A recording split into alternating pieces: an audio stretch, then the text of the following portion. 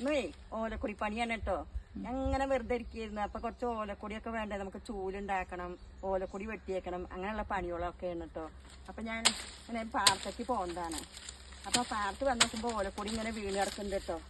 അപ്പൊ പിന്നെ നല്ല തലയുള്ള ഓലക്കൊടി ഞങ്ങള് ചൂലൊക്കെ ചീന്തി വെക്കാറുണ്ടേ മഴക്കാലം ആകുമ്പോഴേക്ക്. അപ്പൊ അത് കുറച്ച് വെട്ടി വെക്കട്ടെ വെച്ചിട്ടാണ് കേട്ടോ. പിന്നെ നമുക്ക് കത്തിക്കാനും തീ പിടിപ്പിക്കാനൊക്കെ ഓലക്കൊടിയും വേണ്ടേ. കണ്ടോ, അത് ഓലക്കൊടി എന്താ നല്ല തല കണ്ടോ, നല്ല മഴയുള്ള ഓലക്കൊടിയാണ് കേട്ടോ. ഇത് പാട്ടാണ് കണ്ടോ, നല്ല ഓലക്കൊടി. ഇതുകൊണ്ട് ഇങ്ങോട്ട് ചൂല് ചീന്തിയാൽ എന്താവും അടിക്കാനൊക്കെ സുഖം എന്നറിയോ. പുല്ലും ചൂല് കുറെ അടിക്കുമ്പോ ഒക്കെ നാശമായി പോവും, ഒടിഞ്ഞിട്ടും തൂങ്ങിയിട്ടും ഒക്കെ ആവും. ഇത് നല്ല ചൂലാവും. അപ്പൊ നമുക്ക് ഇത് കുറച്ച് ചൂല് ചീന്തി വെക്കാതെ വെച്ചിട്ടാണ്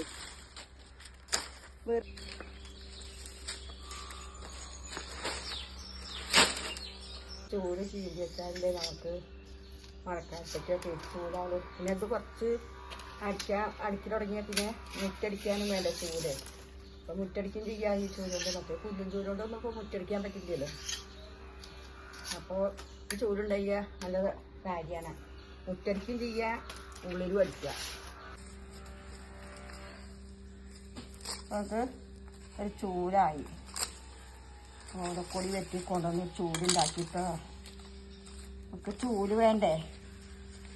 പിന്നെ ഉള്ളൊക്കെ അടിച്ചോരി കഴിഞ്ഞാൽ പിന്നെ നമുക്ക് മുറ്റടിക്കാൻ അധികം വേണ്ടി വരും. മറ്റേ പിന്നെ പുല്ലും ചൂലുണ്ടാക്കിയാലും ഉള്ളിൽ കൂടെയൊക്കെ അടിക്കുക. മുറ്റടിക്കാൻ ചൂല് തന്നെ വേണ്ടേ.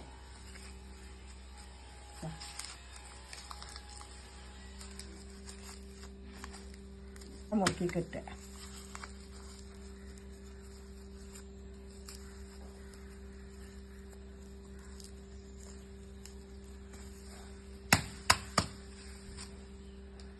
ആദ്യമൊക്കെ ചൂടുണ്ടാക്കാൻ മടിയായിരുന്നു.